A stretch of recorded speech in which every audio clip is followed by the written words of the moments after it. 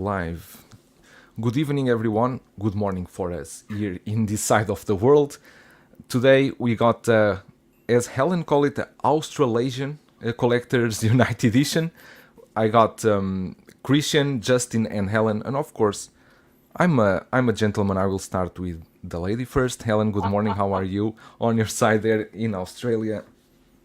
I'm good, How's thanks. everything? I'm really excited to be part of the panel. We've got some great topics to discuss, so I can't wait to get into it. Amazing. I like Australian accent really. I think my Russian accent, if I could change to Australian accent, I would also sound cool. Justin, good morning. How are you? You seem a bit tired. You just wake up? Well, no. You look a bit tired. I just wake up. No, the way I do my video editing and comment answering process is that it usually extends into like 2 or 3 o'clock in the morning. So a little bit tired, but I woke up an hour ago, so I didn't just wake up, luckily. No, I'm really excited to be here, and the topics that you have are super interesting, so I can't wait to get stuck in. So thank you for coming. Thank you really. In a Monday morning, I know it's not that easy because we all have to work here. Justin, no, Christian, sorry. Cousin, how are you? Yeah, thank you, Are you cousin. good? I'm very happy to be here. I'm very excited, and I actually had my 3 figures coming yesterday, and I was really busy opening them up and redoing my display, and I actually overslept this morning, so it's kind of hectic. But I'm not still going to here ask you alive. which are the 3 figures because then Oh, you yes, are you going will. into Yes, a you roll of will. 15 Okay, minutes yeah, talking yeah. about that, so I don't want to know. Okay, so the 3 figures are Koska, Reeves, right? Cat Bane Yes, and Costco, Reeves, and Fennec. Cat Bane, and Fennec, Shandy. Yes, awesome figures, all of them. I love Nice. every one of them. And Yes, I thank teach you yeah. how to remove that part in the back of the display. You teased me. You almost broke my figure. You told me I can just pull it out, and then I found out there's a screw inside. It's like, oh my god, I almost really literally broke it. It's like, No, because and some the figures, YouTuber really advised me to pull it out. Oh my. in the back of the display base, they have that kind of piece that is for you to place the pole. In some figures, in some bases, you can just pull it out. But so happens that is a Costco Reeves or which one that you need to It was unscrew. Costco Reeves, and to use your Okay. words, you told me you can kind of play with it and you can actually pull it out. It's like, really? All right, I'll try. And after 10 minutes, hey, you know what? It doesn't feel like it's not supposed to. It's like, no, you can just play with it. No, fine. Sorry. Yes. Before we Thank you start, very much. just let me say hello here, everyone in the chat. We got Len Kramer, 16 Shape, Hash Shades. Hash Shades is Australian too. I will never forgive him for showing me the Wolf Creek movie because me and Christian we went in that Wolf Creek Absolutely. series all over. Ellen, you already watched the Wolf Creek? No, it's on my list now after you guys have Okay. spoken so highly about it, though. I think Justin never watched it too. No, I haven't. It's Australian movie. It's very famous. It's a movie? Yeah. Wolf Creek. Wolf Who's in it? Creek. John Jarrett? Oh, okay. Not on my radar, but maybe I should look into it now. Mayo Maybe. sandwich. Mayo sandwich is nasty. Yeah, absolutely not. I love it. I think I'm You the do? only one. Yeah. Really? Bread, mayo, bread. Oh, Go. no. Let's go. Oh, no. Mayo tuna. Yeah, that's the thing. Blackbird Tech in the house. Kate Flea, CT603, Sunnyvale, Russ, Payden23, Kaiju, Daddy, Louis Lebitz, Pop Culture Living Room. Costa, how are you? David Letch, second live stream of the week. No, the last one was last week. Today is Monday. For you guys, it's Sunday, but for us, we are in Oh, the yeah, it future. is. We are in the future already. And Aliens still didn't appear here, so Damn. don't need to worry. Yeah. That's unfortunate. Stevie Weeby, Late Bloomer, how are you? Late Bloomer was saying that he loves you, Christian, before. I don't know what you have going on with him. Andre from UK. Brad and Christian remind me of an old married couple. Love them. Jesus. Thank you, I guess. El Professor Mario in the house. How are you, Mario? Good morning. And Siskel Mafia, what's up, my brothers? No Wolf Creek again. I swear I can't escape this. You need to watch that movie. It's amazing. Damon in the house. Hey, what's up, Big Brother and everyone? And Philip the Fool, AJ Agruza, Stark Rush 1138. And I think we got all. I don't want to read all the comments. If not, I will stay here until tomorrow. But thank you everyone for coming in. And remember to hit that like button. We are going to start here with the first topic. just going quick into this Hot Toys Iron Man, the exclusive edition, and what you guys think that these numbered editions mean at this moment, because Hot Toys seems to changing the ways they are doing this, making their collectibles more premium. What you guys think of this? Christian, go. Sorry. Oh, okay. I'm trying to organize here something. Sorry. All right. If you ask me, I mean, to be honest, I think they're kind of changing their direction, and it's been going on for a while. I think it's been a year already. They're going for more exclusives, and like I think they're like more marketing for customers to be more rash and hasty to hunt these down. And when they make these things numbered, I feel like there are gonna be like certain numbers that would be more like sought after, like maybe the number 1, or maybe number 7 for lucky. And in China, number 8 is the number for being lucky. And for this Iron Man, there should be some kind of, you know, as this for instance, Mark III. There you go. Number 3 will be maybe the most popular. And there it goes, like for maybe Star Wars, maybe the 66 for Order 66. And I feel like it's gonna make the exclusive more exclusiveness, if you know what I mean. So I think these will be like highly sought after with the numbers being added on. And I think that's what I think is going on right now. Interesting, because this one is like limited to 300 pieces. It comes with the acrylic box, which I think is also interesting. Not that I like much this kind of boxes because they get all scratched in no time. But yeah, it's still a cool concept. 300 pieces, and it's strange that they are limiting these only to China market. They are not doing this like a worldwide or even opening to other areas. But it's a figure that you would be interesting or not, just because you were saying just now that you were a bit out of Iron Man. I mean, this is the perfect exclusive because it's not an important suit. It's not a main suit. It's just a color variant of the Mark III quarter scale, which is already a really good figure. But traditionally, the quarter scale figures don't really sell that well, which is an interesting choice. If they made this in 6 scale, then I might be like, oh yeah, okay, fair enough. But a variant that was never seen on screen in quarter scale, that seems like a hard sell. So someone at Hot Toys clearly wanted to make this like a lot. So they said the only way for us to actually get this done, I guess, is to make it exclusive. But Christian, that's interesting. I didn't think about how like more numbers could be more sought after, and that's potentially a thing. I know that some cultures put more value on certain numbers, like you said. In China, number 8's very lucky. Number 4, I know, is very unlucky. They don't like number 4. Yes. So I didn't really think about that. But as far as the edition size, I'm glad they're actually numbering them. They started this with President Loki. That was the first one that I've ever seen was actually numbered, because as far as I'm aware, all of the other ones that are limited to 3,000 pieces, I don't believe that at all. Unless something's actually numbered, then I'll take that as, okay, this is number X of whatever. But otherwise, I think they're just going to make as many as they make and tell us that they're limited, because how are we going to check? We're never going to know.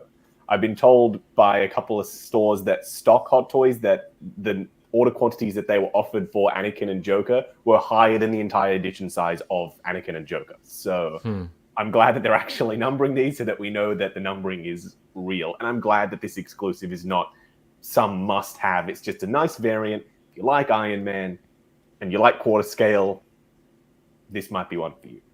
Yeah, exactly. Completely agree. And Helen, I know Iron Man is not much into your scope, but would be one of these limited editions. If Hot Toys would do more limited editions, what would be one that you would like, for example, let's say? Oh goodness, I think the ones that I would want, not many people would want. Captain Marvel, right? Justin, I'm like the one person who likes Captain Marvel. I love Captain Marvel too, Helen. Well, welcome. You, me, and Bob Dylan. We can start a fan club. Yes. Yeah, look, there's probably a few, and I'm big into the Dark Knight series. So, a limited edition Christian Bale Batman's probably something that would tweak my interest. But this announcement was really interesting to me because I feel like Hot Toys is very much testing the market at the moment with all these limited edition rooted hair. And I don't know, I feel like they're just kind of testing the collecting landscape to see what's going to stick. Because when this was first announced, I was like, who wants a gold quarter scale Iron Man. Like, I really can't see this selling. And as soon as I saw it was numbered editions, I was like, okay, that's what's going to get the collectors in, that scarcity, the fact it's actually numbered. It's ticking a lot of boxes of things that I think the community have said they would like to see. So I feel like we're currently in a bit of a guinea pig scenario with all these things that Hot Toys are doing at the moment. They're just testing us to see what we'll bite at and what we won't. Yeah, but you have Bob Dylan saying he has plenty of carols. Pop Culture Living Room say he also likes Captain Marvel. yeah. You are not alone. You are not alone, definitely. But it's really interesting to have this Iron Man here. I know the guys here in China, they are going crazy to get this Iron Man. Really? Yeah, everyone wants to get this Iron Man. I don't know if probably, I would say maybe 50%. They just want to get it to flip it after. Because that's what happened with the Wonder Woman. Most people that pre-order here, the Wonder Woman is going, the one that you have already in hands, is going for a crazy price here. People are going to pay a crazy price for that. Anakin, the same. And Anakin, did you heard, because you were in Hong Kong at that moment that they add, I think 100 more in a day, like. We are just deciding to add 100 more to the edition. Was it Joker or Anakin? I think it was both, 100, 100 each. Yeah. Even the Hong Kong collectors, they were like, but why are you doing this? Yeah. For what reason? Right? That was a weird choice. How they're like, it's limited, but we've added 100 more because of demand. It's like, but that's the point of limited. Exactly. Like, That's the point of limited. That was a weird choice, I will admit. Yeah, definitely. I think that's all about to talk about Iron Man. I don't know if you guys want to add anything more. And before we moving on to Moff Gideon, there's something I wake up this morning that basically ruined a bit of my morning because it was a news I was not expecting. And I don't know if Justin, if you already seen this, but our fears confirmed. Star Race just said, "Oh no!" Guess at least they don't have human head sculpts. Exactly. These ones, I think they can do all right on, perhaps, maybe. If they do Slimer, the Marshmallow Man, and Zool, I think we are good. And the comments are crazy. Everyone was like, "Please no, don't do them." How are they getting these licenses? Like, how is Star Race still making stuff? Like, it's astounding to me. Where a company who makes pretty good stuff, Big Chief, goes under. Very weird. Exactly. It's incredible. But let's see what they are going to bring. I think with this, not like this. You're right. I was talking with Doc Smizel. I was telling me, with Star Race getting this license, the Blitzway figures will just be more valuable. Because now everyone will want the Blitzway figures. If they are already so expensive, everyone is going to go after that. But yeah, let's see what they are going to bring. I heard that the guy they have doing the sculpts is really good. Yeah, Waruna. Yeah, but the problem is when you go into production, into the painting process, is where everything got ruined. But yeah, it's a sad news for us at this moment. R.I.P. Ghostbusters. We will see what they will bring more. Let me see. Lane Kramer sending a super chat. Thank you, Lane. If Star Race got human likeness, Blitzway going up on. Yeah, of course. Because that Blitzway ones, they still going for a high price. And yeah, K.A. Kim. Yeah. She did an amazing job on those head sculpts. No doubt. I just want to talk here about other topic. Is one again. I'm so sorry, Ellen, because I always want to bring topics that are very interesting for you, but I know you don't like Star Wars that much. But stay with me on this. We are going to be fast. Moff Gideon from the season 3 Mandalorian, and I also there's another topic we had here to talk. We can go into that. It's still worth it collecting the Mandalorian after what happened with season 3. I just give my quick opinion. I cannot judge a whole show for one season or for some few episodes only. In my opinion, I still think that Hot Toys is doing a very extensive line with the Mandalorian. You can have a huge different characters, a lot of you now you have aliens too with the Book of Boba, because I consider the Book of Boba and Mandalorian, they can branch together because they are almost the same.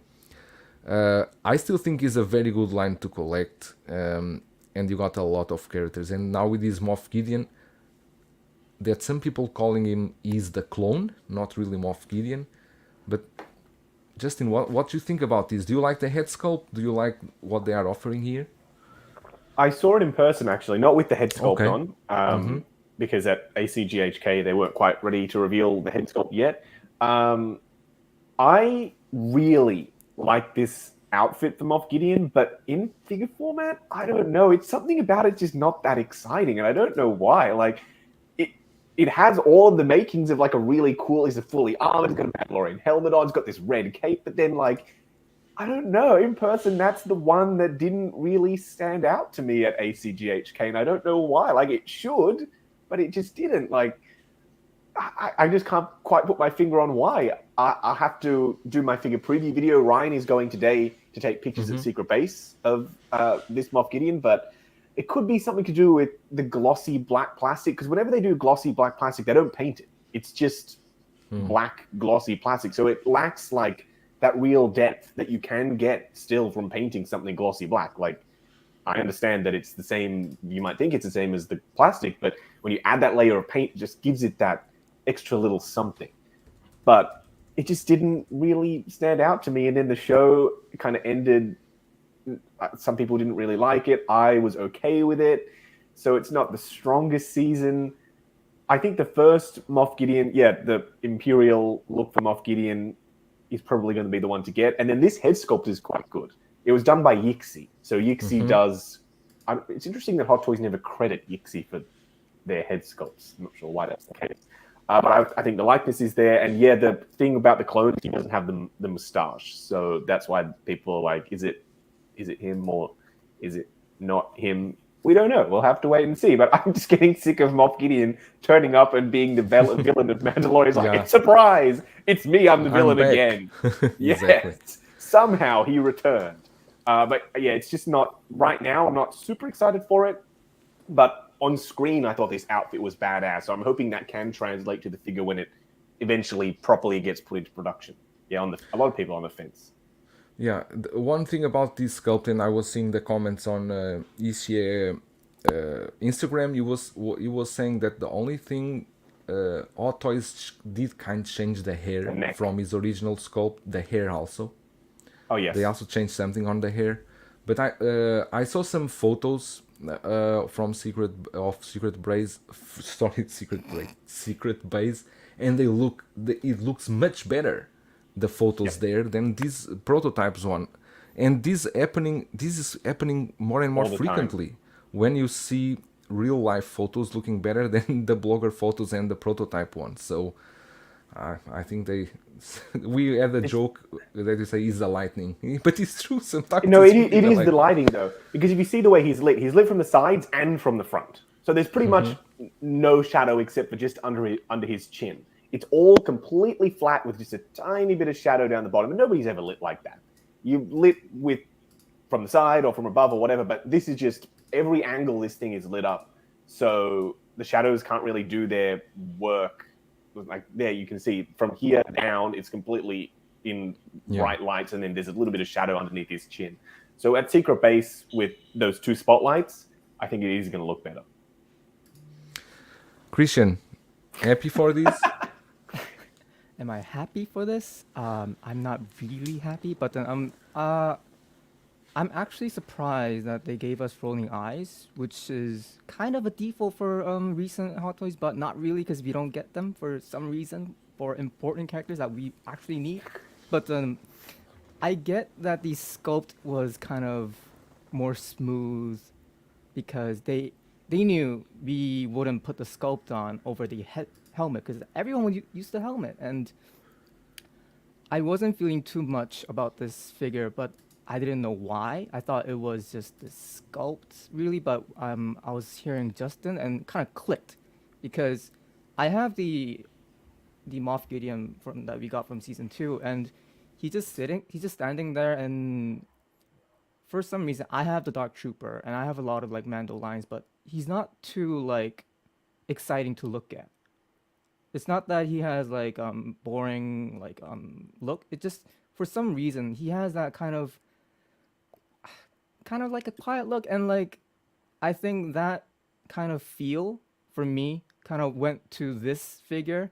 And when I looked at it, I love the look from the season itself on screen, but then I was with just like Justin, like when I saw the figure, I wasn't like too excited for some reason because I love the design.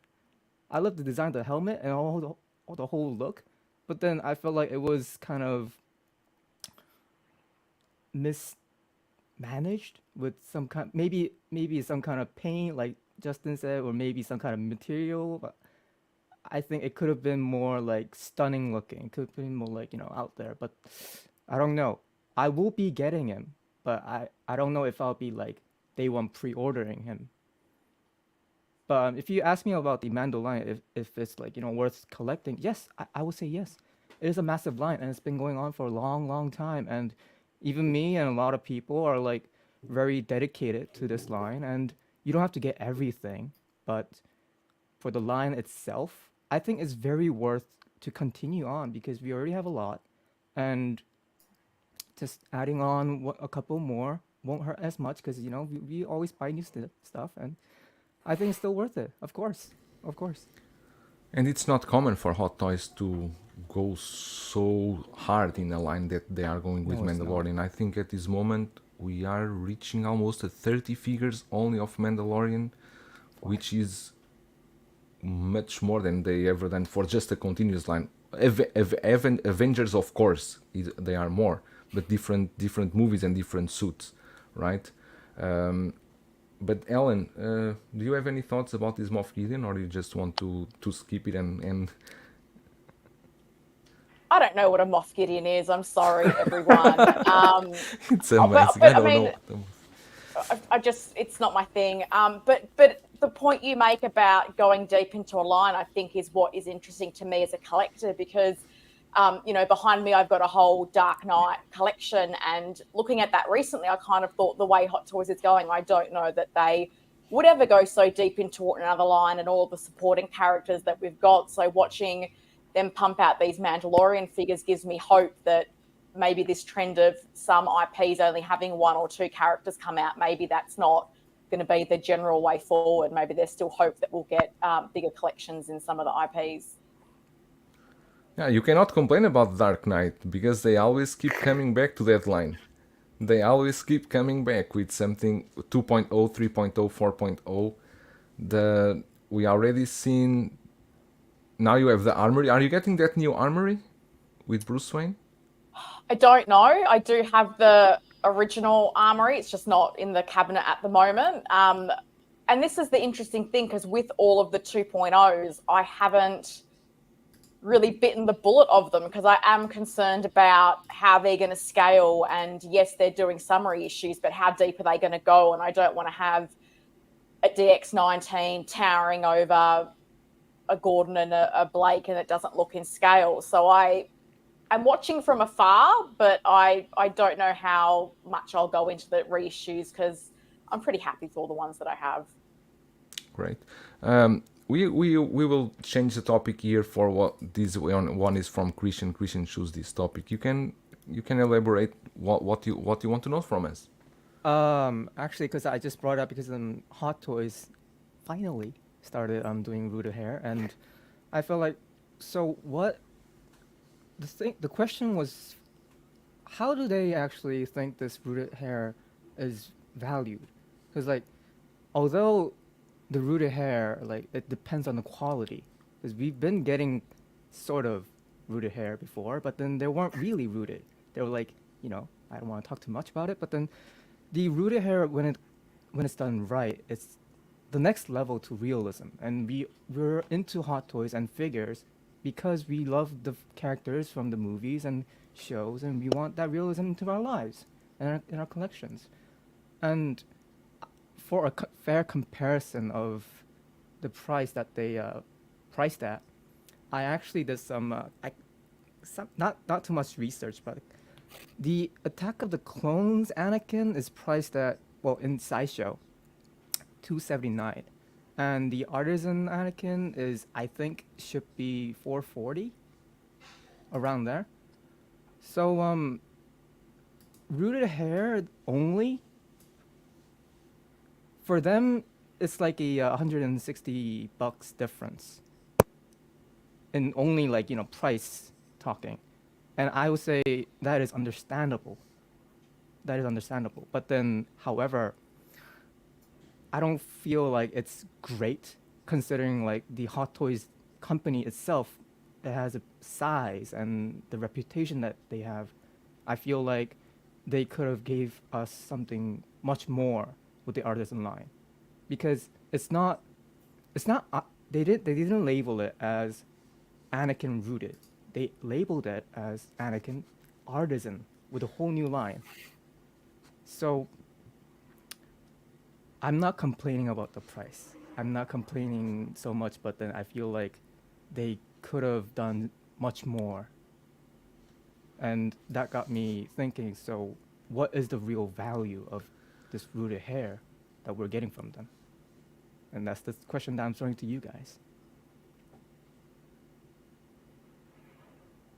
Moment I'm of sorry, I missed it. reflection. What was so funny? I'm sorry. I now I can go. Ellen, what do you think about this rooted hair? It's interesting. The value of rooted hair, I think, is obviously the realism. Hair is not a big plastic hunk of anything. It's soft. It has texture. It has all those things. And I think we've really seen. Well, I have to be honest. Like, I've only really come around to rooted hair in the past couple of months since getting the in-art Joker. My previous experiences were all Hot Toys figures. I have a lot of female figures. I don't really like styling my own hair, let alone having to style like Gamora's hair. Like, I'm not interested in that. So I've very much been team sculpted because it's going to look fine out of the box. I don't have to do anything to make it look good. But I guess now, having seen good sculpted hair, I think it is something that adds that extra layer of realism, which is what we're striving for in these collectibles. And for Hot Toys, I think it opens the window to having that higher level of collectible. And I think the value of rooted hair, I kind of think, is tied into the value of competition, because having competition that I guess has bridged the gap, because you had Hot Toys and then I feel like you had the custom, figure makers who are charging maybe $2,000 a figure. They're making 20 of them. That's a really far gap. Whereas now I feel like we're establishing this midpoint between the two, where as a collector, getting really good rooted hair at not $2,000 a figure, that's maybe a little bit more accessible than a run of 20 figures, it's a little bit more achievable. So I think the value is that added realism. And yeah, for Hot Toys, obviously they can, new product lines, more money, it's a good thing for them. But it's an interesting conversation. And I think the biggest thing for all of us is just seeing what the consistency of these products is going to be, because particularly in Australia, the Joker figure is not something we can get direct. And the reseller price I saw for that rooted hair Joker was like $1,100, which is crazy to me. But I think if they can do it and do it consistently, it does, I think, open up a whole other market for them. So I think there's value for the collector and there's value for Hot Toys as a company. Yeah, that's a very, very good point. One thing is, I think the way they are doing these limited editions and like 3,000, 4,000, probably they just want to test their production limits when going into rooted hair, right?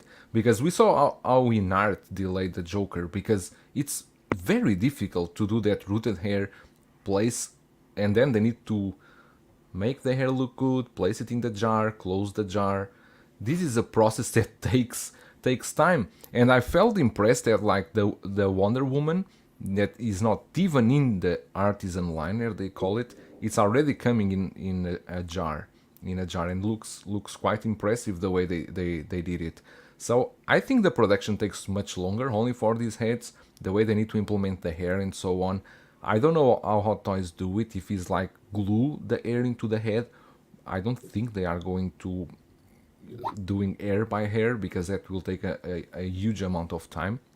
But Because, for example, Justin, you already have in hands other in-art figures that we didn't have, like Gandalf and so on.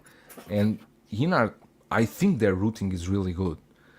Judging from the Joker is the only one I check. Do you think Hot Toys can go in Just give me 1 head to second. head? I've got a delivery. Just give me 1 second. No, I'll could. Do you guys think that Hot Toys can do as well as in-art? Oh, you have the Joker, right, Ellen? The rooted one, the in-art? Yeah, I do.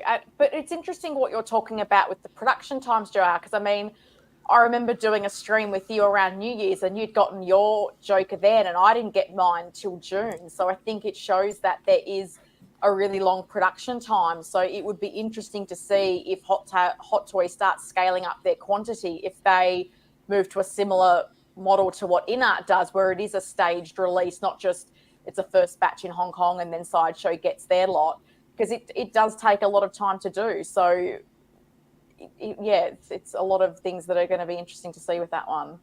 No, but to that point, we also need to factor that Hot Toys is producing at this moment, I don't know how many hundreds they 60, are. 70? Yeah, 60, okay, 60 into production, while in art is less than 10 or something like that. So there's a huge gap there that we cannot forget. But Justin, yeah, do you think that now it's a good competition, Hot Toys with in art, they really can fight head to head for this rooted hair? The funny thing about rooted hair, the whole reason it got a bad rap in the first place is Hot Toys. The funny thing that they did was that they used that really synthetic thick hair, and they are the ones who gave collectors that impression that, oh, rooted hair is awful, because Hot Toys was kind of the only big company in the game doing rooted hair, and it never really turned out great. So with every figure that they gave rooted hair to, people were starting to like it less and less and less, and that's why there was that massive push to get everything sculpted, was because they just couldn't do rooted hair right. And now when we look at the figures that they decided to give rooted hair to, it's all the figures that people were doing custom head sculpts of. Anakin, Wonder Woman, Joker. Anytime you saw someone doing a rooted hair commission, 9 times out of 10, it was one of those 3. So Hot Toys are like, okay, we want to rehabilitate the image of rooted hair that we ruined in the first place. So let's go after those customs. If we can show them that we can do it better than the customs, then people will jump on.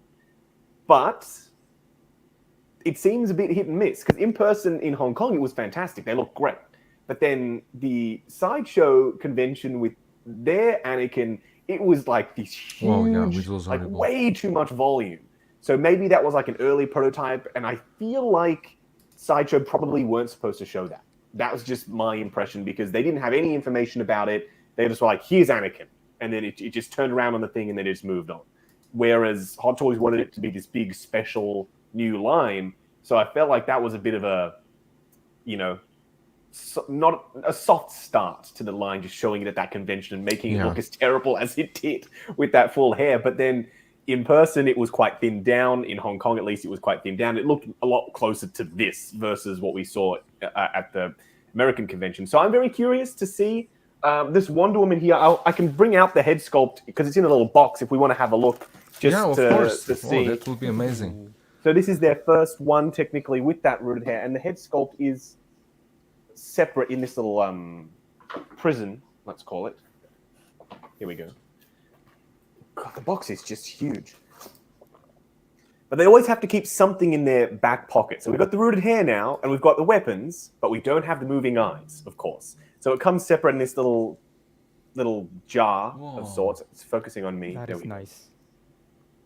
The hair looks good, very curly, and there is, I think, a little bit too much of it. But we'll see. When we put it on the body, it might be just fine. But it's styled well, and I do like the presentation of having it in this little box.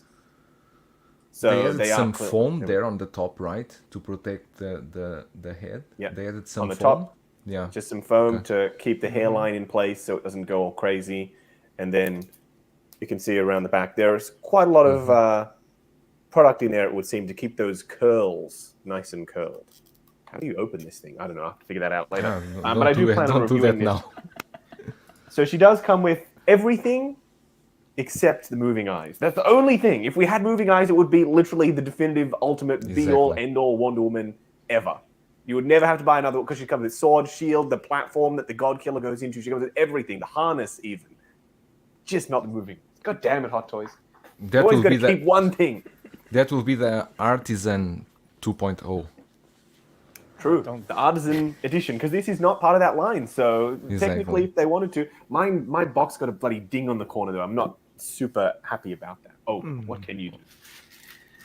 What can you do? Can I just rant about one thing quickly? Sure. So you know those Kamen Rider figures, the Black Sun and Shadow Moon? Mm-hmm. So I watched the show. Sorry about all the crinkling. I watched the show and I really, really liked it. So I decided I wanted them. Why would you make those thin antennas out of solid, brittle plastic instead of making them out of like a soft rubber? So of course, they only made 100 available at the convention. So I got one of Shadow Moon. And of course, I got it. It arrived. I guess DHL kicked it around. Both the antennas on Shadow Moon were completely broken. Like, what? And no spares. So Toys also made Kamen Rider Black Sun, and he comes with spares of the antenna. But Hot Toys is like, nah, bro. We don't need to do any spares. We're all good. Solid, brittle plastic. So both were broken. So now I had to get a replacement. It's just absolutely ridiculous, some of the choices that they make. Yeah. Like not giving Wonder Woman moving eyes, making things out of materials that are brittle when they just shouldn't be. It's like those antennas, like they're those antennas are very like, thin. Yeah. Just come on. What's going on here? But those figures, they do look solid to you? Are they good? They're incredible, except for the USB-C around the back. Plugging a USB-C cable into or in the waist, it's a really weird choice. I think they should probably do like a wireless charging coil in the base and then power it through the base so that you don't have a cable sticking out of a figure's ass. Like, what are you meant to do with that? Because you can't, there's no way to make that look good in the display. You can't, how would you run it down the leg? Like, you'd have to use some blue tack, or that's the only thing that kind of throws me off. But the figures themselves look absolutely insane. If you haven't seen the show, definitely watch it. I really, really liked it. It was I heard you talking about it, and I don't know, because it seems a bit gore. It's very gory. It is, yes, it is very gory. That is true. What year is that show? The original show is like old, right? The original one is age is like either 70s or 80s. I could be wrong on that, but very retro. But this new version that Hot Toys made the figures from is only a year old. It came out last year, I believe. So it's quite fresh. Modern effects, modern acting. It's quite good. I really liked it. I'm sure Christian will be the first one to go on I'll to check that. it out right now. Really? It's on Amazon sure. Prime, Christian. Kamen Rider Black Sun. I think you'll like it. If you like gory, and it's kind of like The Boys and X-Men, like combined into one is the best way I can describe it. All right, I will check it out then. I'm sure you will. I'm sure you will. Passing here to the next topic, and is again, Christian, you need to explain me about this, because I don't know if you want me, who you want me to thank. No, can you explain this topic? Because I think it's interesting, but you need to develop. Right. You asked me to come up with some topics, and now you're throwing everything at me. All right, thank you a lot. I was actually about the fascination in collecting recently. I was actually going to say that I was more like looking forward to customs and maybe vehicles and you know, like these like exclusives. But having my Casca and Cat, Bane and Fennec arriving, my answer just totally changed, because like I feel like just every new Hot Toys fascinates me. Like they're another sculpt, they're another tailoring. The figure itself, it still amazes me. It's not like, so is it a next level of Hot Toys? No, it's not. For some reason, Hot Toys, I think it's the same reason that I started collecting them. They have the standard quality that makes it so amazing every time I get a new figure, and excites me every time. I know we always, you know, kind of like complain we're not getting stuff, and we want something better. I mean, they could have done different, but still, like the things that we choose to get them in the end, they do amaze us. And I think that fascinates me recently, mostly. And to put it short, the most thankful thing in collecting, I feel like in these days, and it's something personal because it's been happening to me recently. I am actually more thankful in meeting new people and making new friends here. Like, collecting as a getting new figure is actually not a real priority for me right now. Like, just making new friends and interacting with them, sharing the love. And if I lose all my friends, I feel like I would have to stop collecting. That's honestly how I feel right now. So I just wanted to ask you guys the same question. How do you guys feel? That's very deep.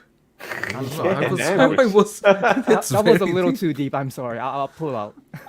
And your voice doesn't help because you were making the moment very intense. You know, Yeah. you were making this moment very intense. I'm sorry. It came something inside very deep into my heart. I'm sorry. I'll just bring it back in. I'm sorry. Let's go. No, it's good. Thank you for opening up your heart to us. Okay, I can go first. It's true. It's the friendship has a lot to do with it, with the friends you make with the community. It's amazing. Uh, for me, for me personally, it's also a bit with something I got going on with my son because my son loves Mando and we normally open the Mando figures together. And my son already knows that one day this will be all for him. I'll probably in 10 or 20 years I'll probably going into collect other thing. Maybe I'm going to collect cigars or something like that because I will get old and I will get stupid more than I already am now. And my son will have a collection of 1/6 scale figures. So yeah, I think it's more into my son, the community, everything. Besides all the dramas and everything, I think the community is still you meet a lot of nice people. I've been meeting people really amazing, and there's still hope in the humanity because I really see people really amazing in this community. Ellen or Justin, which one of you want to go first? You go, Helen. Oh, sure. Yeah, I have to agree. I mean, I'm in a scenario where my friends and family aren't into this. I think, if I ever bring it up, they kind of politely nod and indulge me and hope the topic will move on soon enough. So it's definitely same. that ability to make connection. And I think, as Christian said, like, part of the excitement of getting a new figure is discussing it with other people. If you're kind of unboxing it alone in the room and you've got no one to share your excitement with, it takes away from the collecting experience. So for me, it is that community and the people that I've met around the world. And I think, community is what you make of it. I think there's some larger communities that I probably are not buying into as much, but I feel like the community I'm sort of creating myself a little bit more over on Instagram is the one that I'm really engaged with. And I just feel like the generosity of people. There's been so many collectors that have been so generous with information, tips for kit bashing, even for me being quite new to making videos, sharing tips and tricks and just being really encouraging. And I think that's fantastic. Like, that's one of the upsides of the internet, the fact that people with these kinds of hobbies like we can find each other and connect. And I'm incredibly grateful for that. Good, great point. No, I Last feel but you, not Helen, least. on that. I think it might be the Aussie way. It's like, oh yeah, you're collecting your little toys and stuff. Whereas like in other countries like Hong Kong, like the whole culture is figures. So like you'll be at dinner and then the person sitting next to you, this literally happened to me. We were at this sushi restaurant and the person sitting next to me was looking at figures with his wife on their phone. They're like, oh yeah, we're going to get this one. I think, wow, that's such a completely different vibe. Whereas here it's like, you don't talk about it. If you do, then people are like, are you okay? Like, you need something. But meeting the people online, that's why I started the channel too, is because I was collecting it and nobody really got it. In fact, people who now know about my channel in my life are like still think it's weird. It's like, really? It's like I put all this work into it and you still think it's a weird thing to do?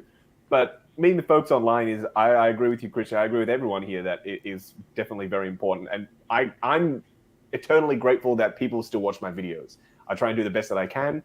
And I'm glad that people still enjoy for the most part and get some kind of insight into what they should and shouldn't buy depending on what they see in them. But what fascinates me most recently is third party and custom stuff. I think you said that as well, Christian. Seeing these new companies making stuff that official companies, it seems, aren't interested in, that are either companion pieces or replacements for. Seeing So Toys and Hot Toys both make the same Kamen Rider figure at the same time, that's really exciting to me, because now we can pick which one we prefer. I want to get that So Toys one and compare them, and then hopefully that will help some of you all pick which one you prefer as well. So right now, third party is on my radar, because don't forget, any of these companies, they're only one figure away from being licensed. Hot Toys was unlicensed. Even Sideshow at the beginning were unlicensed. The owner was selling hand-painted garage kits at a local comic book store before he started Sideshow. Queen Studios, InArt, they were unlicensed. Everyone begins unlicensed. So I never really understood the whole, ooh, it's not official. Not yet. It could be. Just give them a little time. I see Helen's got some of the Arrow figures in the background. Constantine. So, you got to fill out your display with some third-party figures sometimes, because otherwise you'll be lacking for those characters. I really like that Valkyrie, by the way, and I dig the pose too, Hel. Oh, the Valkyrie. Oh, thanks. I tried to copy yours, to be honest. Oh, really? Because I wanted that kind of walking pose, like, Badass towards pose. the end of Ragnarok, and she's like on the bridge, and she's kind of, come out in the Valkyrie outfit, and she's holding the sword, and she's got a little bit of swagger. I still need to work on the cape, because it's my first wired cape, and getting that looking right is a bit tough. But yeah, I mean, I obviously have a lot of third-party figures, because Hot Toys was never making that Valkyrie, and I needed her for my A-Force. And Arrow is, I liked the earlier seasons. I appreciate it went downhill after a while, but some IPs are really under merchandised, and it really surprised me how little stuff came out from Arrow. So if it wasn't for people like Rise Custom Figures or So Toys putting those things out, I wouldn't have them. So I'm always grateful for them and the choice and variety that they provide. Definitely. I mean, Completely. My biggest advice, by the way, on wired capes, Helen, is add some pleats at the bottom, and then work with those pleats to get the flow, and see if that helps. Because I struggled endlessly with rooted hair and wired capes. Those were my two, like, oh god, really? I have to deal with this. But yeah, once you add some pleats in at the bottom, hopefully that will help. Awesome. I'll give that a go. Thank you. No problem. Really very good points. And about the third parties, and since Justin was talking about those, for example, you got lines that Mars Toys is doing for the 66 Joker, 66 Batman. It's amazing the work they are doing with that line. And I mean, companies like So Toys, Mars Toys, they are really getting very good product out there. We still don't know where is the Homelander. Do you know anything? Because where is the Homelander? I'm like, I don't know, actually. So Toys haven't spoken to me in a while, unfortunately. I messaged them about something. Oh, when I got Rogue, I messaged them. I was like, hey, Rogue is great, but what the hell is going on? Like, we need more X-Men. Seriously, Sideshow's not doing it. Now you all seem to not be curious in, investigating what else you can do in this line. So yeah, I haven't spoken to them in a while. So I don't know what's happening with Homelander. I don't know if people... we all saw the pics of the final product. It didn't look fantastic. So maybe they're like... I don't think they're delaying it to change anything. I just think that they're like, we'll try and, give it a little bit of time since those final pictures came out. Then we'll quietly drop it, and then fingers crossed we can just move on to something else. I think that's maybe what they're doing. Because the other company, it's Premium Toys, or what's the name? I forgot. Toy Zero was the last one. Yeah, the Sigma 2.0, right? Yes. Was already the 2.0. That one seems to have very good comments from everyone. It's So Toys is considering maybe retailers cancel pre-orders with them. Like, we don't want your Homelander, is delaying so much. I don't know what happened. Just highlighting here this comment by Luis Labizzi saying, love this community. This community has helped me keep me sane during the past year when my mom passed last August 22. Just amazing, generous, incredible people. Much love.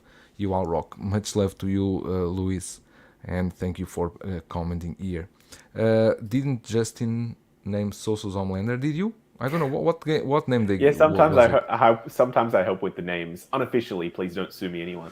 But yeah, they'll message me was and they're the like, "What do name? you think about Homelander?" And I was like, well, I forget how we came to that one. Like, I think his real name is John, and then I gave him like 5 or 6 names, and he picked from that. But I think it was I haven't John helped. Lander or something John like Lander that. is the name, but I haven't helped I don't- recently. I guess he's got a new naming guy. No, but yeah. So it's like you said. I think Soso Toys, Mars Toys. At least these two companies are the ones that with a higher quality. Because even Jazzink, like Jazzink was also unlicensed, and then he got DC license and is moving forward. And by the way, that Batman, the Batmobile, the new one looks. That smoke generator is just the coolest thing ever. But I think your intro already sold me out on that Batmobile because the intro is really good. If you guys haven't saw yet, the intro is. out. It's That really intro, amazing. I'm so happy with how that intro turned out. We was shooting all day. I said this in Will's stream. We were shooting all day, and then I was like, "We've got to save the intro for last because my friend Sofa came over and he was helping me film it. We were both so excited to film that intro because we wanted to match the scene where you first saw the Batmobile shot for shot. Because the first time I saw that movie, I literally had chills when that Batmobile fired up and you had that blue light and the sound. So I was like, I want to recreate that now with the 1.6 car. And I'm really happy with how it turned out. The lighting, the smoke generator, I cannot get over how cool that smoke generator is. And now apparently that's going to be like their thing now, going forward with future Batmobiles from the 89 onwards. Yeah. Yep. He said that, yep, we totally agree. This is our differentiator. We're going to keep adding that. It seems like a little thing, but when you turn it on, it's kind of like almost like seeing your Superman figure fly or something. It's just like, this is a real, like there's smoke coming out of this car. Like it's You had to say crazy that. when you see it. Now let me ask you one thing. Yes. Because there's a thing that we have been talking about, the 89 Batmobile.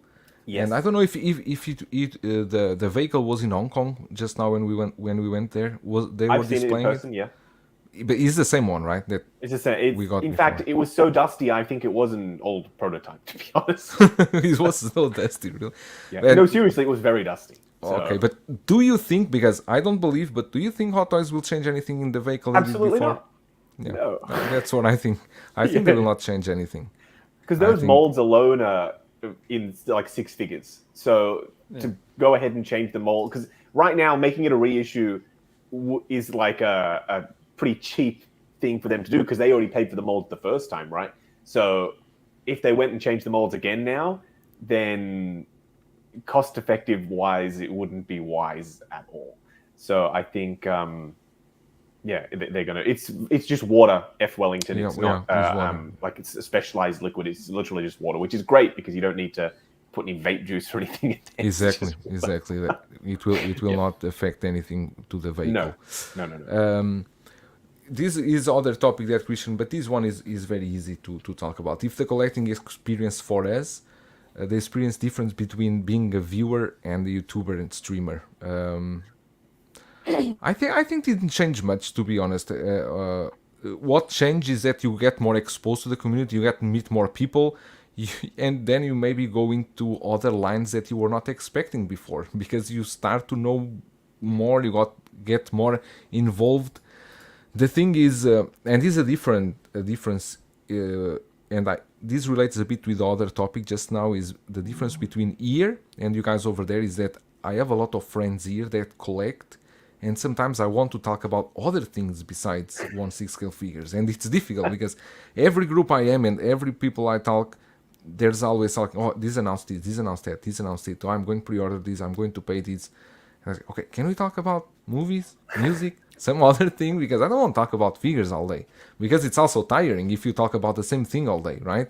But that's what they like here. They only like talk about these collectibles. They love collectibles. They live for this, and they are so exciting about this. But the difference is, the only difference I see is you get more exposed.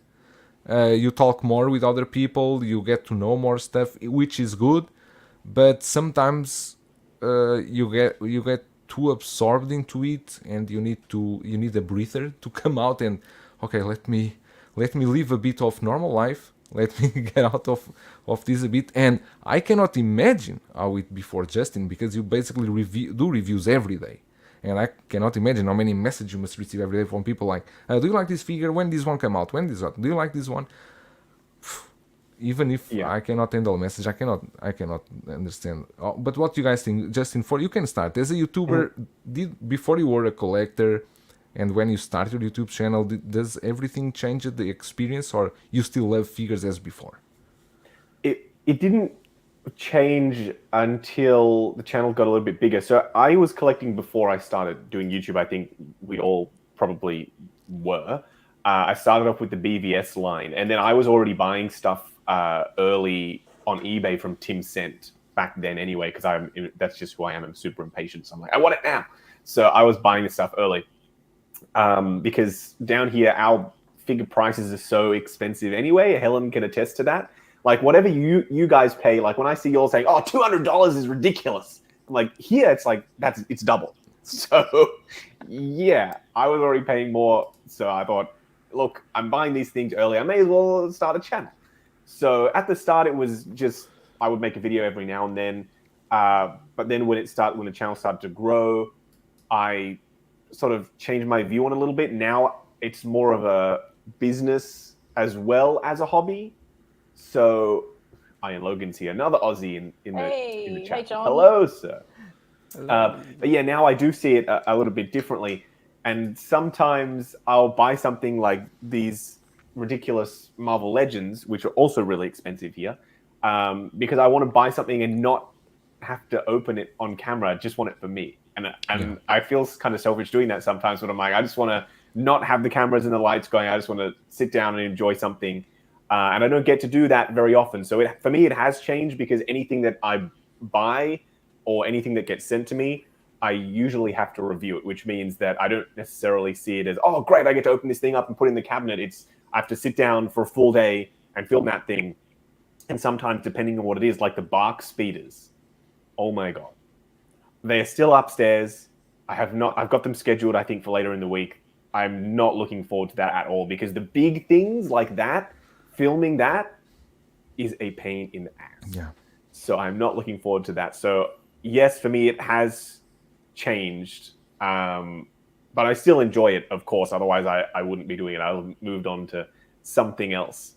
But it is fundamentally different. And I've now moved on to collecting some statues as well because the videos are a lot easier to shoot. You don't have to mess around with articulation. You don't have to do the posing. You don't have to change any accessories out. It's just, here it is. Done. But they are nowhere near as popular as figures because of the high price point, I suppose.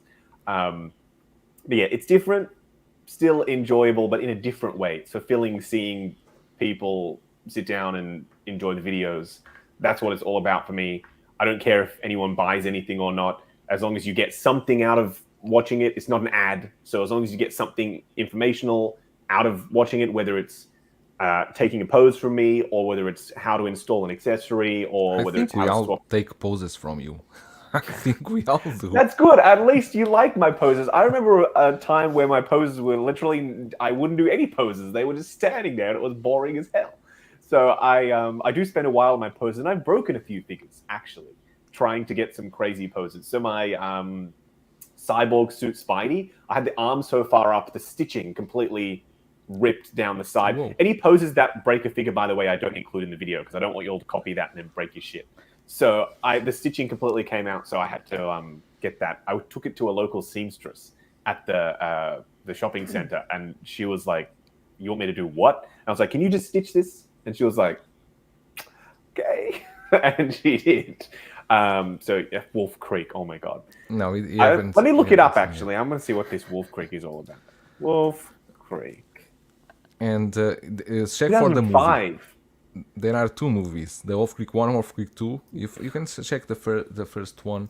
But one thing about this collecting and the changes is that for me, where I maintain that line is, because I don't review Hot Toys, I open Hot Toys only for myself, and I think that's cool because at least Hot Toys I got to enjoy it by myself and take time with them. But yeah, great. It's a great topic that Christian brought here. Really good. I like this one. And this one is from Ellen. Ellen comes with has the joy of collecting been lost in the six scale community? Can you elaborate a bit more, Ellen? You mean in the community in general, or? I guess I'm thinking, because I'll be honest, I kind of find myself really fading in and out of the Facebook groups, because I feel like a figure's announced, no one's happy, doesn't look like that actor, why are they making this? A figure's released, no one's happy, the blogger photos don't make figures look great all the time. There's too many of these, they're not holding their value, I want exclusives, they're doing exclusives, the exclusives are expensive, I can't afford them, I can't get them.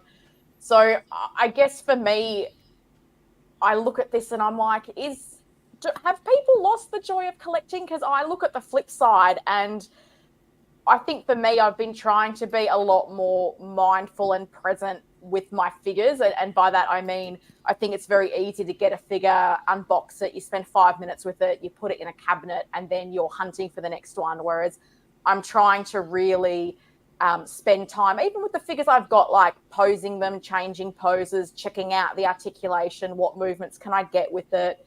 And when I'm getting something, particularly like a high-end in-art Joker, like I deliberately made myself space that unboxing experience out over a few days, because I was like, I've spent a lot of money on this figure. I'm not going to look at it for 10 minutes and then chuck it in a cabinet. So I feel like there's two sides to the collecting coin. There's the people who are always complaining. And then I always think to this one guy, and I'm going to have a little story. Sorry, I'll try to be quick. This guy maybe has like 4 figures in his collection, and for the longest time kept posting 12 photos of 2 figures, and that was his collection, 2 figures. And at first I was like, man, like this guy and these 2 figures. And then it dawned on me, like, this guy has the joy of collecting. Like, he doesn't have many figures, but he is loving them no end. Completely. And that to me is like, we're so lucky to be in situations where, I've got a room for collecting. I've got all these figures. Like, some people are struggling to like find houses to rent and pay electricity bills in Australia, and I've got thousands of dollars in plastic sitting around me. So I feel like, is the community losing that joy of the great figures that we have, and the privileged position that we're in to have these collections? Because I'm looking at this guy with his 2 figures and he's like the happiest collector ever. And then other people that have collections of like 100 figures, like, don't seem happy, to the point where with some of the people I see their names pop up in Facebook groups, and I'm going, I don't get why you collect Hot Toys, because I don't think there's one you seem to be happy with. So I wonder, is it just my observation? Are people seeing things differently? Because I feel like I love my Hot Toys collection, and I don't understand a lot of the times what a lot of the criticism and negativity is about, because I've never opened a Hot Toys figure and looked at it and thought, this is terrible.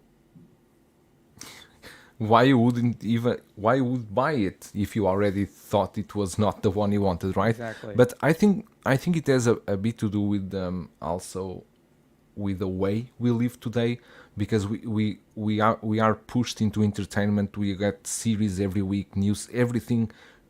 We don't have time to digest the things that are given to us, right? From movies, from TV shows, everything. You forgot the last movie you saw very fast, because there's always a new one coming. There's always a new series coming. And with the figures, I think it's the same thing, because they are announcing so much, so many companies pumping figures after figures, week after week, that you get lost on that, right? And then if the figures they are doing is not the ones you want, then there comes a big drama, and everyone goes after why you are doing this or not doing that. But there are a lot of collectors that don't go for the same things as we are going. Some people really wanted, for example, that 2099 Spider-Man with all those joints. I'm sure people were happy with that. But then the community said, no, this is not acceptable. Hot Toys redo it, and now the community is going, why are you doing it? We want the last one. So, but I think it's the way the world is now. We are not content with anything. We just want more and more, and without caring much about digesting for the things for themselves. I think it's a bit about that too. But what do you think, Justin?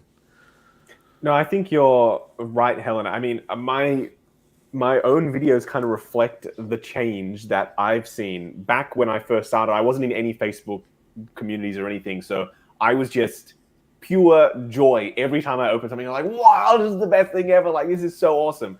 But then the more that I got involved and the more that I started tweaking and changing my reviews, they're like, oh, why are you always saying everything's amazing? Why are you always saying everything's so fantastic? And to me, I was like, because it is. Like, I genuinely love everything. And yes, okay, maybe there's something that's a little bit frustrating, but I was like, I'm making the content that I want to make because I love this stuff. But then people slowly started, I guess, whenever you like something and then someone keeps telling you it's terrible, it's this, it's that, whatever, then suddenly or over time, you start to kind of change the way you feel about it as well. So even though now I still love everything for the most part that I review, because otherwise, like you said, why bother getting it? If you're not going to enjoy it, you probably already have an idea of that. I added a little bit of the other side of the coin into it. And I talk about stuff that's a little bit frustrating, stuff that's not so good, and I complain about certain things. But at the end of the day, I still have a lot of joy in posing and putting the figures in the display and curating that line. It's all about curating, like your Helen, your display Helen in the background looks absolutely incredible. That Dark Knight, that Joker is that quarter scale Joker with the mask pose. Dang it, that looks fantastic.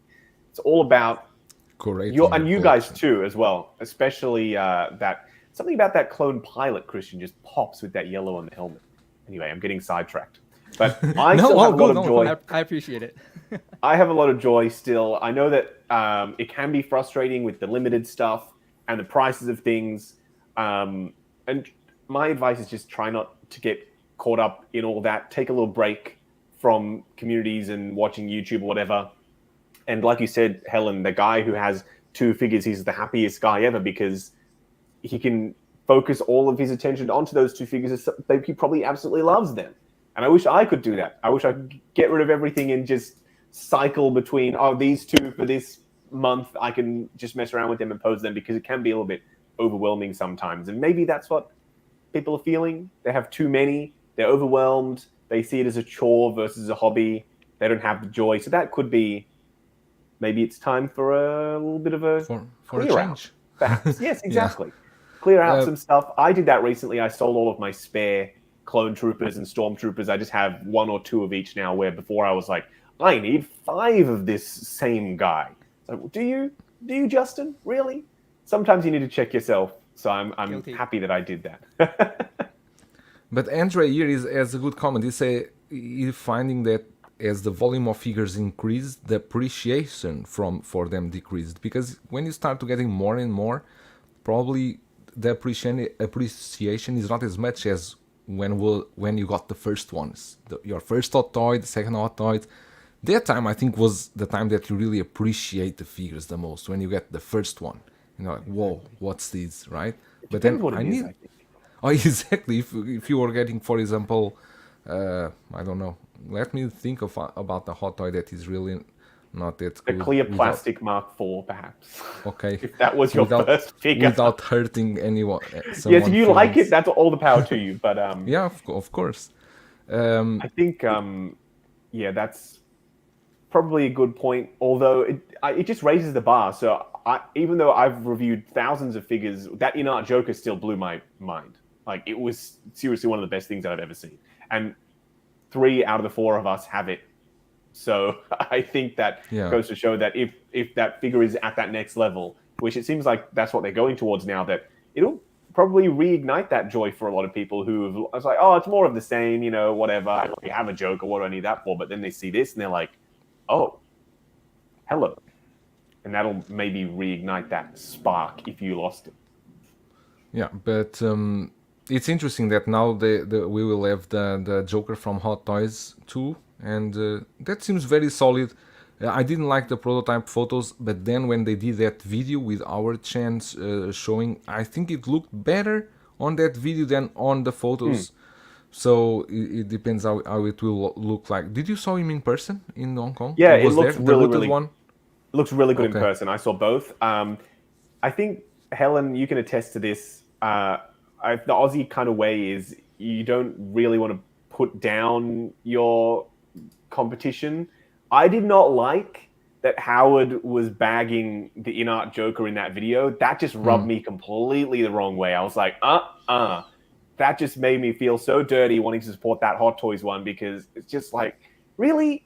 Don't say you can do better. Just do better. I've never been a fan of, oh, look, ours is so much better than this. That's always what I've been told, is like, don't do that. But then Ryan was with me. He's like, no, that's the culture. Like, here, like, you just go after them, and, you know, this is not as good as ours. Ours is the best. Like, they even put the little sign, stunning hair craftsmanship. It's like, you really want to tell us that you think your own thing is stunning? Like, I would never say, like, check out my new amazing review. It's fantastic, everyone. Like, it just, I don't know, it just really rubbed me the wrong way. The whole vibe of that video, and them basically saying, like, we are so good, this is amazing. It's like, you don't have to say that, just show it.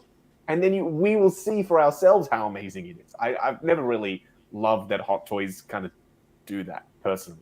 I think it is a cultural thing for us, because if you think about it, like, I always think of Aussies, you're blue collar, you're kind of humble, you know, you don't want it. Like, if someone thinks you're getting a big head, they're going to put you in place pretty quickly and tell you to get, you know, your head back on your shoulders. So it's interesting, because I'll sidetrack a little bit, but like, I do watch a lot of sport, in particular basketball, and you watch the demeanor of like Australian players at, like, you know, an international competition versus like American players, and they're bouncing around and jumping around and big chest bumping, and I just don't think it's the Australian way. I just think we're pretty easygoing, and as I said, like, if your head's getting a bit big, you're going to have a lot of people helping you get back into check pretty quickly.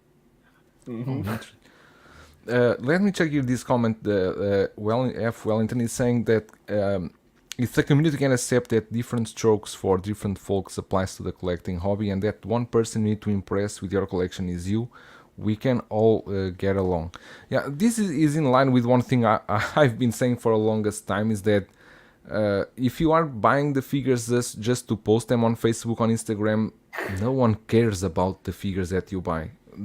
Just for likes, the most important is that you look at the figure, you like it, you have it on display, and you like it, because it's the most important. Christian, you still didn't talk about this topic, right? No, I haven't. But yeah, like, I agree with everyone who talked about this. But yeah, the more figures that I get, I feel like I want something like better, like another level for me, like in my eye line. But then if you talk about the community itself, I think the word is like a big word, because that, for me, that includes everything. Includes like my friends, in streaming, YouTube, Facebook, Discord, and everything else. But my experience in this community as a whole has been very exciting and loving and very enjoyous. But I hate to say this, but that is mostly because I have kind of removed myself from Facebook, kind of. I haven't like pulled out yet, but then like I'm just there, but my participation is kind of like minimum at the moment, because like the 6-scale community in Facebook is tricky for newcomers and even old-time, members, because I feel like it's for me, but I feel like it's kind of sensitive, attracted to provocative issues or subjects. Sometimes they cannot be positive, and it could be repetitive, and it's a very delicate group to interact with so much people inside. I mean, there's so much people that there are going to be people who you might not agree with, and they might not be your taste, and we're all different, and that's all about interacting with other people. But I feel it's kind of little opportunity missed, that I have to keep my interactions in Facebook minimized at the moment. But other than that, it's been very exciting and very loving for me right now. Yeah.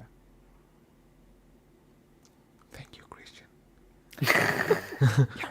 He's bringing all the big feelings on a Monday morning. I my know, goodness. Chris. I'm sorry. I brought the wrong vibe Great. The Frank Knight, right, is asking what figures you all think would be released next in your Artisan line. Bespin look? So many Beatles hair looks on our way, probably.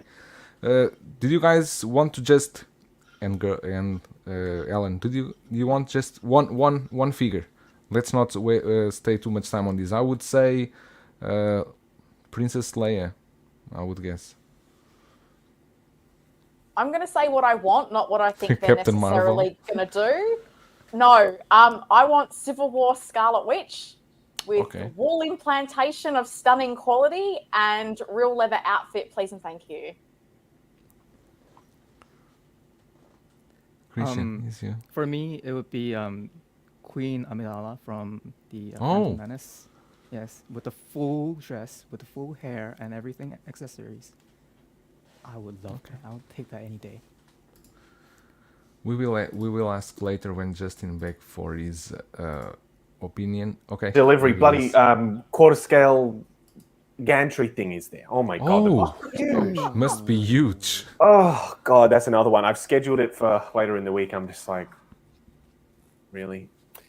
By the way, congrats. Talk about joy of collecting. I'm sorry. I'm excited, but it's more. I'm not looking forward to the process of, like, not. I'd enjoy filming, but the process of setting up the area to film it and getting the shot.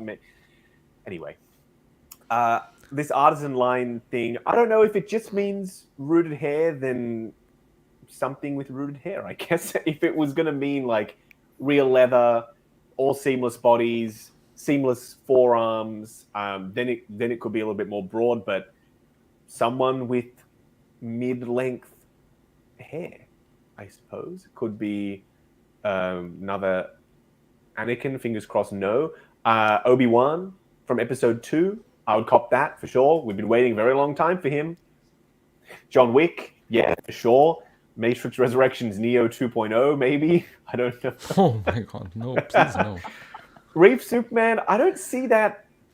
I don't see short rooted hair working in 1/6 scale unless it's like rooted only by name. Like it's solid and it's all glued down in that hairstyle, but it's not really like you can't move it around. That's like the Queen Studios. I forget which statue it was. I reviewed a Queen Studios statue with short rooted hair, and it was like rooted hair, but it was like solid. Like you couldn't move the strands; they were all stuck down. Oh, it was Christian Bale, the Batman, without the cowl on. His hair was just solid. It was still real hair, but you couldn't do anything with it. It was just completely glued down. So I don't think it would. I don't think it's necessary. Short hair, rooted like a Superman or whatever. InArt could prove us wrong with their Henry Cavill. We'll have to wait and see, but I don't think right now it's necessary. You know what I would really like to see? Witcher. Henry Cavill's Witcher. Oh, Witcher. I think it's Bob Dylan. He got a custom one with Yes, a rooted from hair Duke. that looks really, really good. I've put my order in for that custom head sculpt, so it's hopefully going to be a good upgrade. Thank you, Bob Dylan, for sharing your source on that head sculpt. I just will check here because someone was talking about the additional numbers at ACHK because they spared the thought for the local collectors who were fighting for Yes, POs. they were fighting. I saw that everywhere. Even in China, on Shanghai store, they were doing that too, and that's what it is. The limited will. If you were selling limited at stores for you to pick up, it will always happen. That happen with iPhones, happen with the Supreme T-shirts, happen with sneakers, happen with everything. There's something you cannot change about the brand here. Bob Dylan saying happy to help other people spend money for a change. Why Yeah, not? he's going very deep into customs, and I love the stuff he's getting. Now we are going to other deep topic from Ellen, and I think this is a good one. Why do female figures struggle to maintain their value? Or on the flip side, are female figures underappreciated? And let's place here this photo here. Okay. Ooh, damn. Scarlet Witch that we never got, unfortunately. R.I.P. for that Scarlet Witch. Helen, but do you think, because I know that you have a collection of, I don't know if you have all of these Mantis. I think you don't have because it's not out yet also. Yeah, But, and I need someone to make a Koye, please and thank you. Yes. Look, I've been on an interesting journey in collecting because I'm not going to lie. I saw this photo and it made me look at my collection and go, it's a whole lot of dudes. Where are the women? Where are the Shiros, hence 6-scale Shiro? Where are they? And I saw this and I was like, I need this A-Force, and I've been very intentionally trying to build up my female representation in my collection. So I've probably got a quarter of my figures are female now. And I guess what has struck me as being really interesting in putting something like the A-Force together, and I'm going to preface this by saying I know a lot of figures are struggling to maintain value. I know that's an issue across the board. But Sideshow's like giving away Captain Marvel for free, and I don't see that with any male figures. And when I look at my A-Force and I look at Rescue's an amazing figure, and the way that has, like, in Australia, the price in Hong Kong is half of the recommended retail price of what it came out in Australia. Like, out of my whole A-Force, I feel like the only figures that have maintained their value are the Guardians of the Galaxy 2 Gamora and the Scarlet Witch figures. And I think with the Scarlet Witch figures, it's that knock-on effect. Like me, I couldn't get the Civil War one, so then I settled for the Age of Ultron one to have a Scarlet Witch. So I guess for me, I was looking for, I guess, a bit of a male perspective, because I'm looking at figures like Nebula that people said they wanted, and I think is an amazing figure, and the price of that has plummeted. I think Wasp is sensational. The price has plummeted. This Shuri figure, I think the likeness is amazing. I think that looks exactly like the actress. That's one that plummeted. So I genuinely wonder, is it people don't really want a lot of female characters in their collection? Like, I know people don't like Captain Marvel. That's fine. I'm not here to try to convince everyone. I do, however, think they're amazing figures, and to be giving them away, I was like, I wish I was in the US, because I would have bought something to get a free second Captain Marvel. So I guess I was just looking for that second, or that, point of view from different collectors of, is there a greater drop in value for female figures compared to the male ones, and are they maybe a little bit underappreciated? That's how I feel, but I'm keen to hear what other people think. Well, I can talk about the market here. From all of these ones, Captain Marvel, Rescue, only I think from here Nebula went like 120, 110, something like that over here. Gamora still the one that is still with the okay price, and I think the Harley Quinn from Suicide Squad, the 3 versions, the prison version, the dancer version, and the other version, that 3 figures maintain the value well. And then you got the older figures like Ripley, like Sarah Connor. Those older figures, they also maintain the value. But from these, I think it has to do more with because it's the Infinity War and Endgame lines overall, not only the female figures. I think it's the all lines that suffer from that, not only the female figures, because and the Birds of Prey, Harley Quinns, because those ones, oh, it's a pity. But yeah, Justin, what you have to say about this? Because I'm sure you have all the female figures from Hot Toys. Exactly. I have a bit of a different perspective because making reviews and everything, before I film a review, I kind of have a sense of what's going to do well and what's not. And all of the folks in the comments saying that, it's not true. It kind of is true. Obviously, there are some figures that do go up in value, but most of the time it's not just Marvel. Looking at it from my perspective, I'm not talking about the value. Sometimes the value it fluctuates. But if I review a Wonder Woman, for example, this Wonder Woman, I can already tell you it's not going to do well. And you're probably thinking, what the hell? Selling for crazy money on the aftermarket. Yeah, that's true. But I don't know what it is. And it drives me crazy about any female figure that I review. People just aren't interested. And I'm not sure why. I don't understand it personally, because I love my heroes no matter the gender. As long as they're badass, doesn't faze me. But some people, like, there's some subconscious bias maybe, I don't know. And it's not like maybe you're doing it on purpose, but it's something that I've never quite understood. Any Princess Leia, like someone said, Princess Leia, the value is quite high. Any Princess Leia I've reviewed has never done well compared to a Luke Skywalker, for example, which that's another great example. Gwen Stacy versus Into the Spider-Verse Miles. One of my most popular videos on the channel is Into the Spider-Verse Miles with millions of views. Gwen Stacy, still a main character, nowhere near the amount of views that Miles has had. So it is a thing, and I have noticed that trend. I've never quite understood it, and it's not just Marvel. Like Into the Spider-Verse is the perfect example. Uncarded reviews. Great movie, great characters, important to the story. Miles does well. Peter B. Parker does insanely well. Gwen just doesn't. And the figure is great by all accounts, including my own. Love the head sculpt, love the bespoke body. Backdrop is sick.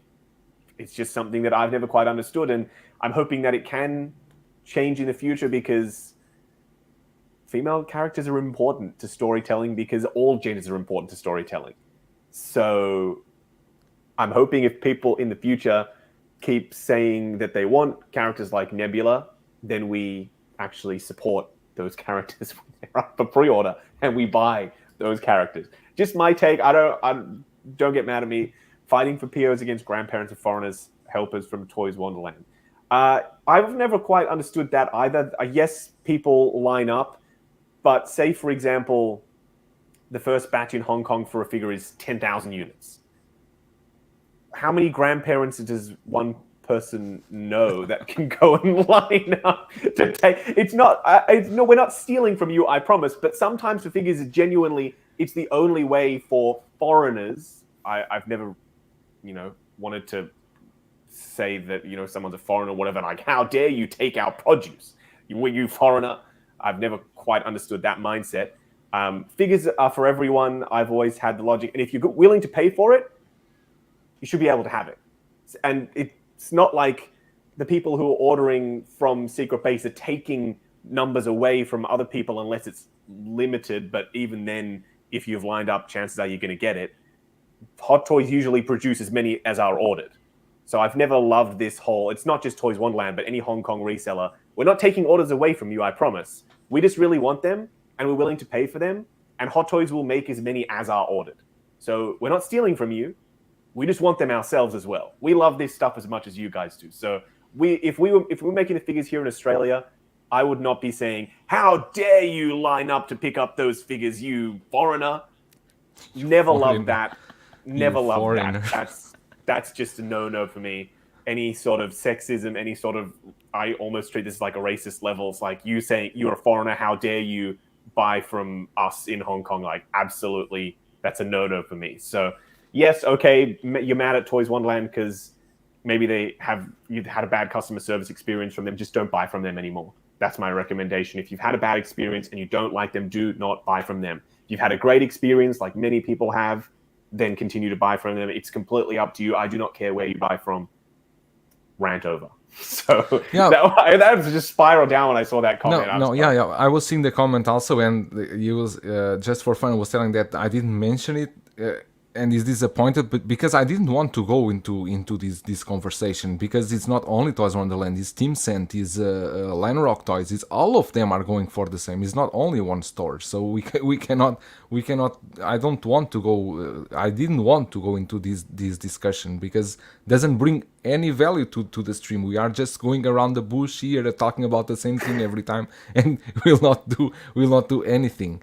SJC360 say, for the woman figures besides Scarlet Witch, the other characters have no wow moment. Yeah, the Scarlet Witch was real, but the Scarlet Witch is a figure that many people always talk about on just in review of Power Rangers did well, but Gwen Stacy is at 500,000 views.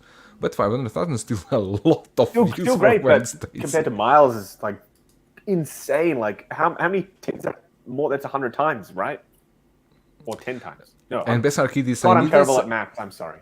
Beskar Kid he does TikTok unboxings and on Instagram. Really cool, very quick unboxings. And he's saying that the exception of Mando Ahsoka usually don't get more than 5,000 to 6,000 views, while others are in the 20 to 100,000 range. Yeah. It's a real thing. I promise you. I've done this for 5 years now. I've made 1,600 videos thereabouts. I promise you that I have looked at the analytics, so I'm not just making it up. I'm for real. Christian, what you're saying about this? Actually, this topic was pretty tough for me because I don't have an answer yet. I still don't. I really don't. I thought it was maybe the IP issue, or was it that female characters have less popularity, or like are the sculpts for female characters softer? Like, I was thinking of all of it, and no, I don't think it applies to any of them. I just because like for every figure that I have within Star Wars, because I have Rey, I just got Casca Reese, Fennec Shan, Jyn Erso, uh, Ahsoka from Mando. They're all great. They're all great. I mean, I don't know about the value and the prices, but they're just absolutely beautiful. And if you ask me, I don't have an answer. I don't have an answer why some female figures are not retaining their value. I don't think they're bad per se. I have no idea. It could be the popularity. It could just be because I feel like if you're talking about the value in price, it applies to every figure out there. And there are some figures that are male and female that just shoot up. And that's for any figure. It's not about is it a female character? Is it a male character? For me, like, I don't have a definitive answer. Yeah. Okay, got your point.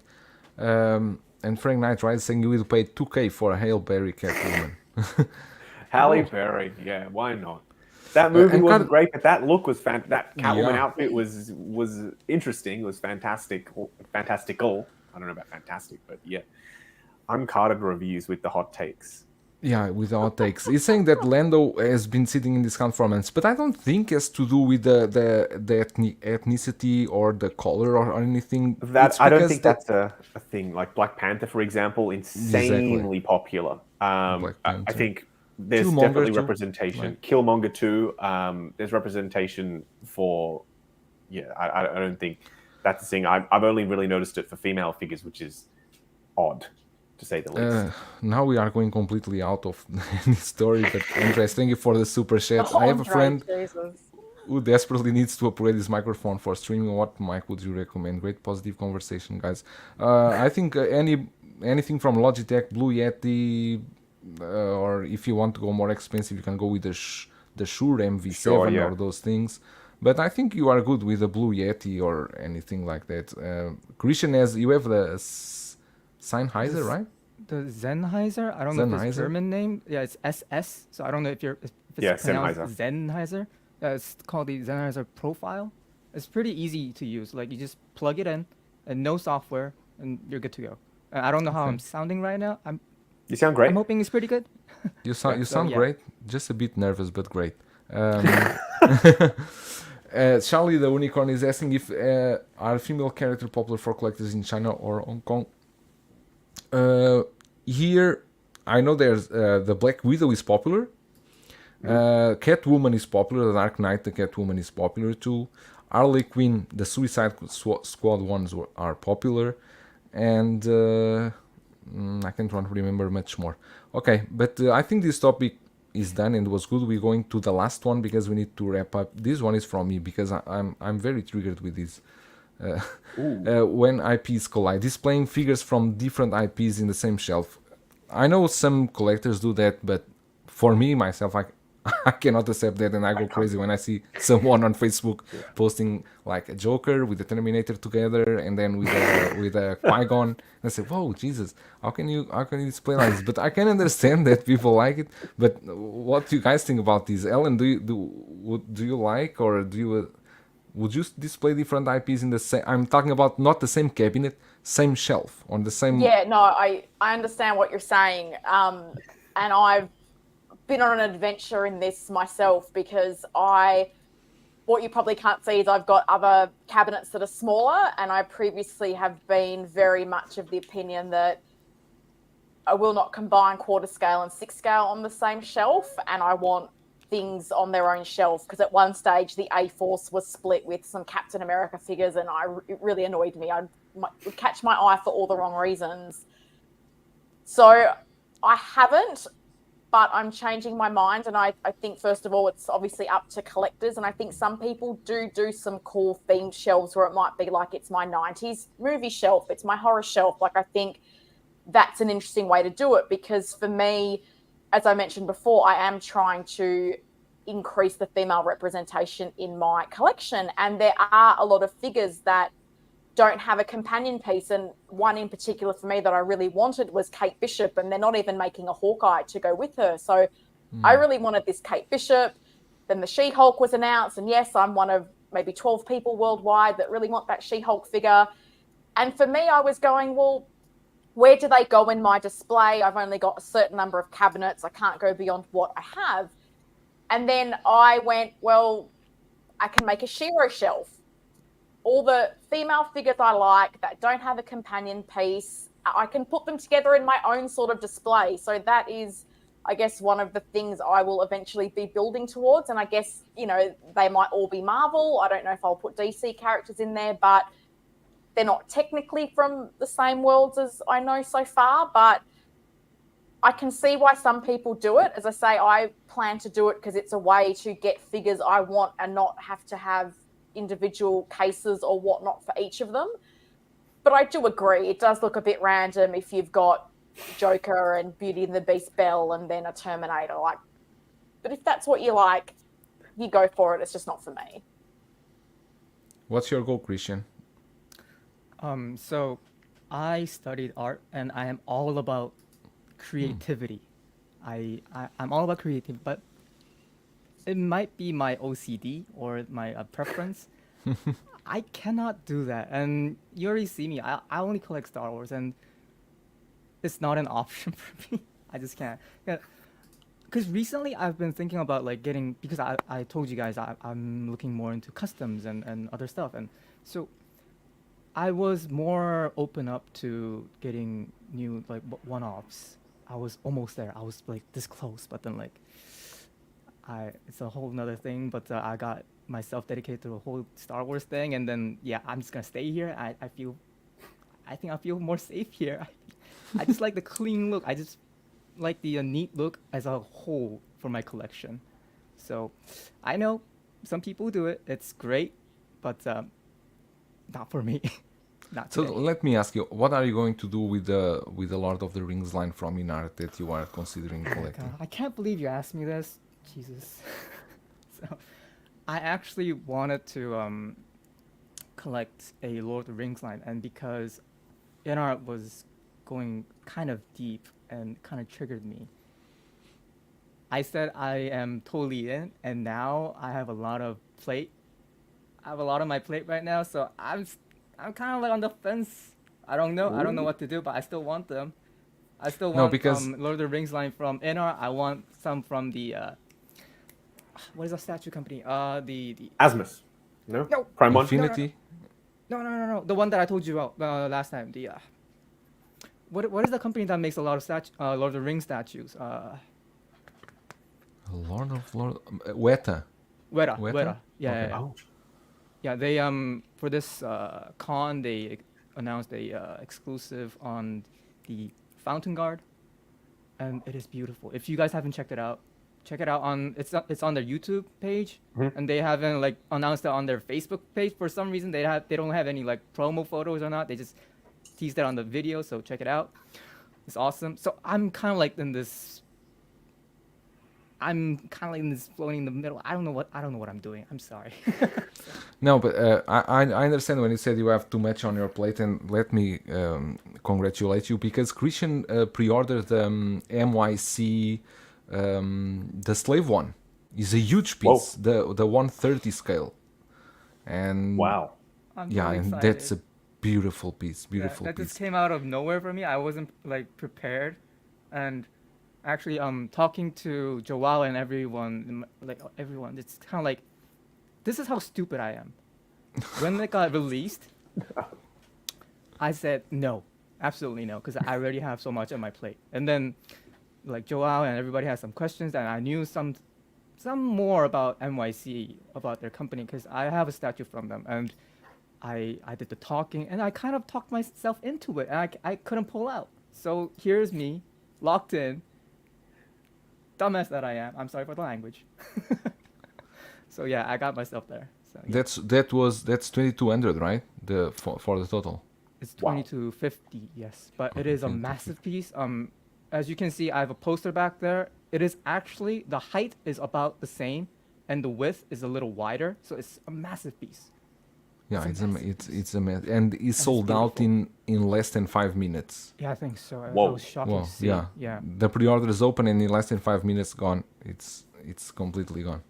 But yeah, it's a beautiful piece.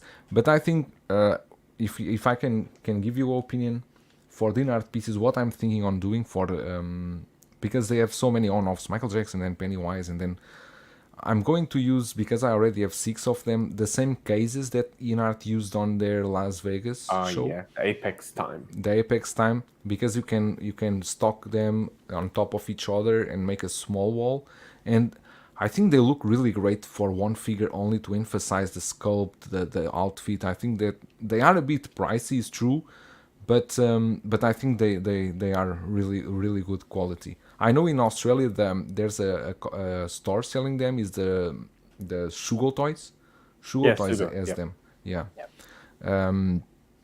In the I'm completely lost in the comments. No problem. Justin, I think you also don't like to displaying figures from different IPs, or are you okay with it? Look, it varies. So it depends what you're trying to do on that shelf. So if it's like an 80s shelf and you have RoboCop and you have Terminator together, I think that works. No problem there.